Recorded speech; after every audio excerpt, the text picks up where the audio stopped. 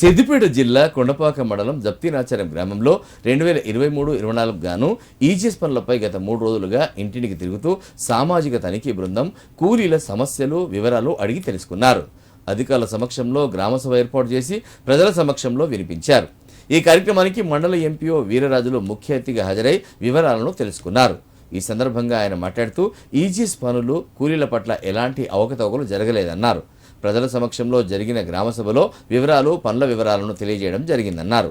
సభలో పంచాయతీ కార్యదర్శి రాణి, TA Kiran, FA Mallesham, సామాజిక తనిఖీ బృందం సభ్యులు పాల్గొన్నారు. ఈరోజు మండల వ్యాప్తంగా జరిగే ఎన్ఆర్ఈఎస్ 2023-24 సంబంధించి ఆడిట్ సామాజిక తనిఖీ జరుగుతుంది. దీంట్లో భాగంగా జప్తినాచారం గ్రామంలో ఆడిట్ బృందం తనిఖీ నిర్వహించి గ్రామసభ ఏర్పాటు చేయడం జరిగింది. ఈ గ్రామసభలో 2023-24 సంబంధించిన ఎటువంటి లోటుపాట్లు ఉన్నా కూడా వారిని గ్రామస్తులను అడిగి తెలుసుకొని వాటిని సరిదిద్దుకోవడానికి కానీ లేకపోతే రికవరీ చేయడానికి కానీ గ్రామానికి ఈజీఎస్ సంబంధించిన ఆడిట్ బృందం తనిఖీ బృందం వచ్చింది అని వెరిఫై చేసుకున్నారు.